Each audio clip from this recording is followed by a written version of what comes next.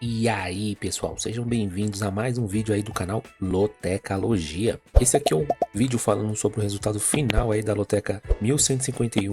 Já deixando uma observação, né, que tá faltando um jogo do Criciúma e Atlético Paranaense. Devido ao mau tempo, né, o Atlético Paranaense não conseguiu chegar a tempo e esse jogo foi adiado para 8 horas. Então no momento que eu estou gravando esse vídeo, o jogo tá 0 a 0. Quero saber aí quantos pontos você conseguiu fazer nessa grade da Loteca 1151 e se você acha que vai acumular. Sem enrolação, vamos aqui pro primeiro jogo, Fluminense e Botafogo, hein? Brincadeira esse jogo aqui, hein? Posso que deve ter muita gente que ficou muito contente ou tem muita gente que ficou muito bravo, viu? Porque se você foi seco aí no Fluminense ou se você foi seco aí no empate, praticamente no último lance, o Felipe Melo vai e me entrega a bola, né? Ele não viu o ladrão, né? E o Botafogo acabou fazendo gol aí no finalzinho da partida. Nesse primeiro palpite aqui, estava acreditando na vitória do Botafogo. O Fluminense até jogou bem, mas o Botafogo dominou a partida inteira. E mesmo que se tivesse empatado, nós teríamos acertado esse palpite, né? Porque aqui eu fui de duplo, fui de empate e Botafogo. E esse aqui foi o primeiro palpite aí que acertamos na gaveta. Jogo 2, Vitória e Juventude. Nessa partida aqui o Juventude teve muita posse de bola, mas foi um jogo com poucas oportunidades de gols. E o gol do Vitória aí foi feito de pênalti, né? No finalzinho do primeiro tempo aí pelo Gustavo Mosquito.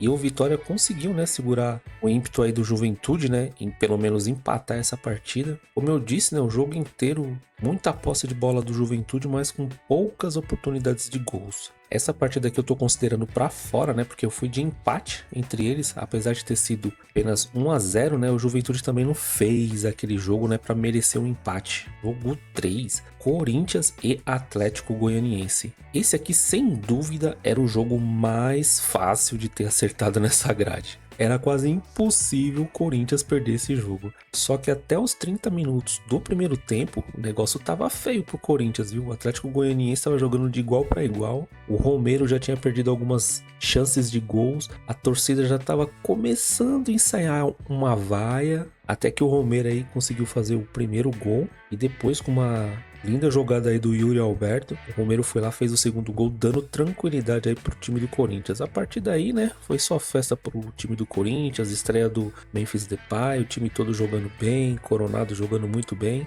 E aqui pra gente, né, mais um placar aí que acertamos na gaveta. Jogo 4. Goiás e Mirassol. Diferente do jogo do Corinthians, né?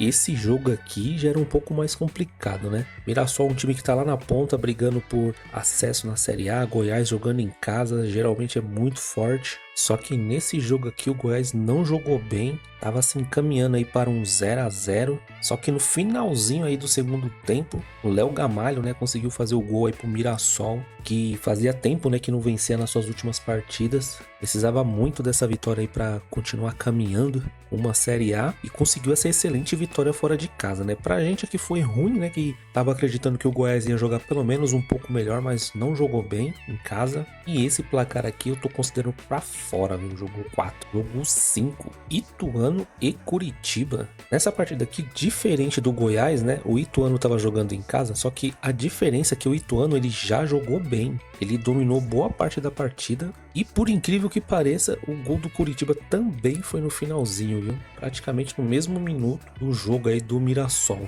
Matheus Friso, né, acabou fazendo o gol que deu esse gás aí para o Curitiba. Mas, diferentemente, né, do jogo do Goiás, o Ituano pelo menos jogou bem. E para essa partida aqui eu tô considerando na trave, né, porque o Ituano perdeu muitas chances aí para ter conseguido a vitória nessa partida. Jogo 6, Fortaleza e Bahia. Nesse jogo aqui eu tinha falado que poderia ser um dos melhores jogos aí da grade. E que jogão, hein? O primeiro tempo, jogo aceleradíssimo. O Marinho com seu mini míssil aleatório aí fez 2 gols. Só que antes, né, ele fez o primeiro e o Bahia acabou empatando a partida também com um golaço, só que em seguida, né, ele fez mais uma bela jogada aí pela ponta direita e fez um gol. Não foi um minimício aleatório, mas foi um chute bem colocado, dando a vantagem aí para o Fortaleza. Na volta do segundo tempo, o jogo continuou bom, mas o Fortaleza ele começou a crescer na partida e acabou vencendo aí por 4-1. Fortaleza ainda teve um jogador expulso, né? Mas jogando em casa com esse placar, seria muito difícil aí para o Bahia conseguir uma virada, né? Então, jogo 6 aqui, mais um placar aí que acertamos na gaveta. Jogo 7, Atlético Mineiro e Bragantino. Esse jogo aqui tava imaginando, né, que o Atlético Mineiro viria com um time misto, colocaria suas principais peças aí, né? O Hulk, Paulinho, Scarpa, e o Atlético Mineiro não tomou conhecimento aí do Bragantino, né? Precisando fazer pontos aí no Brasileirão, visando aí o jogo da volta também pela Libertadores, atropelou o Bragantino, né? Dando mais tranquilidade aí no Brasileirão e indo com muita moral aí para enfrentar o Fluminense em casa, né? E aqui pra gente, jogo 7, mais um placar aí que acertamos na gaveta. Jogo 8, Vasco da Gama e Palmeiras. Esse jogo aqui, tava acreditando aí na vitória do Palmeiras, mas sinceramente achei que seria um placar até maior, porque o Vasco tá jogando bem, mas a zaga ainda não passa muita confiança. Só que nesse jogo aqui, a zaga foi muito bem, né? A zaga do Vasco da Gama. O Palmeiras perdeu muitas chances, só que o Vasco também teve boas oportunidades, né? Teve um momento aí da partida que o Vasco conseguiu equilibrar a partida e ficou até melhor que o Palmeiras. O Vasco tentou um abafa ainda no final, né, para tentar empatar a partida, mas não conseguiu. Felipe Coutinho, né, fez uma jogada maravilhosa ali perto da área do Vasco. É bom a gente aproveitar, viu, porque jogadores assim tá ficando raro, né, que faz uma jogada diferenciada, viu, no futebol. E aqui no jogo 8, mais um placar aí que acertamos na gaveta. Jogo 9, Chapecoense e Avaí. Clássico catarinense, considerava esse jogo aqui muito difícil, né? Sempre quando há esse confronto aqui, são partidas com poucos gols, muitos empates. E para essa partida aqui eu fui de um duplo aberto. Tava acreditando aí na força da Chapecoense em casa. E o Avaí, ele tá muito melhor que a Chapecoense no campeonato. Só que é clássico, né? E foi bem desse jeito, né? Jogo truncado, bem equilibrado e com apenas um gol, né? Ainda bem que a gente foi aqui de dupla aberta e conseguimos pegar esse palpite aqui acertando na gaveta. Jogo 10, Grêmio e Flamengo. Tava acreditando que o Flamengo ia vir com um time misto, por isso que eu fui de empate nessa partida. O Grêmio precisando muito pontuar para tentar se afastar aí da zona de rebaixamento. Porém o Flamengo, né, ele veio praticamente com um time reserva, né, com um monte de molecada. E para ajudar ainda teve um jogador expulso, né? Só que o time do Flamengo aí, reserva, foi guerreiro, né? Tentou ainda dar uma abafa no Grêmio no finalzinho, mesmo com jogador a menos. Tava 3-1 essa partida, conseguiu fazer um golzinho no final e quase, né? Quase que esse palpite aqui bateu. Mas mesmo assim, esse aqui eu tô considerando pra fora, né? Porque o Grêmio dominou a partida praticamente inteira, né? Só no finalzinho que o Flamengo tentou dar uma abafa, mas não foi o suficiente para empatar essa partida. Jogo 11, São Paulo e Internacional. Aqui também outra partida que eu tava considerando que o São Paulo ia vir com um time misto e foi o que aconteceu. Poucos titulares. E essa partida aqui fui seco no São Paulo. E no início, né, o São Paulo, pelo menos nos 15 minutos, parecia que ia vencer fácil a partida, né? Fez 1-0. Antes de fazer 1-0, já tinha perdido um lance de cabeça com o Lucas. E após o gol do São Paulo, o São Paulo estava dominando a partida até os 15 minutos. Passou dos 15 minutos, meu amigo e minha amiga, só deu Internacional até o final do jogo. Alan Patrick jogando muito, Thiago Maia também. Internacional fez uma bela jogada para empatar a partida, porém os outros dois gols do Internacional, falhas individuais aí dos jogadores do São Paulo. E não tem muito o que fazer, né? Isso aí não tem como prever que os jogadores vão errar. E esse placar aqui eu tô considerando pra fora, esse placar do São Paulo, viu? Jogo 12, Cuiabá e Cruzeiro. Jogo bem fraquinho no primeiro tempo, né?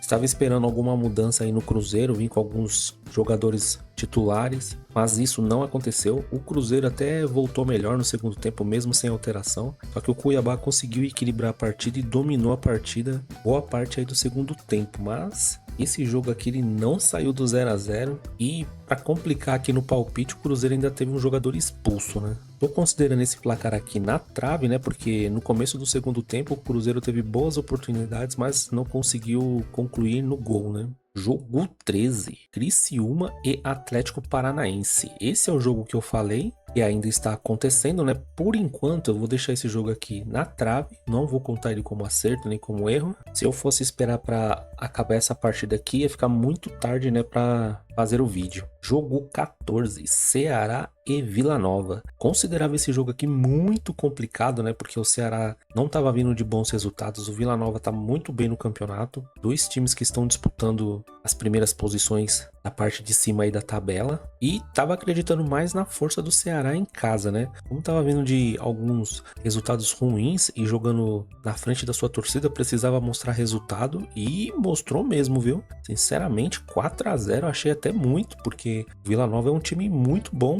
pelo menos é o que está demonstrando, né, nesse campeonato Série B 2024, e essa goleada sinceramente me surpreendeu. Achava que seria um jogo mais difícil. O alento aqui que pelo menos eu não fui de duplo, né, eu fui de seco no Ceará. Então aqui mais um placar aí que acertamos na gaveta. Bom, pessoal, então foi isso, foram 7 acertos, 2 eu tô considerando na trave e 4 eu tô considerando para fora. Aqui no jogo do Atlético Paranaense eu fui de Atlético Paranaense, por enquanto 0 a 0. Se por acaso o Atlético Paranaense vencer, aí eu terei feito 8 pontos, né? Agradeço todo mundo que deu seu voto lá na aba comunidade, né? No jogo do São Paulo e Internacional. O São Paulo acabou vencendo com 47% dos votos, 29% por empate e 24% aí para o Internacional. E para essa partida aqui, sinceramente, tem chances de acumular, mas os resultados foram bem comuns, né, prováveis, né? Se por acaso o Botafogo tivesse empatado, a força da acumulação seria maior, mas o Felipe Melo foi entregar esse gol no final, né, que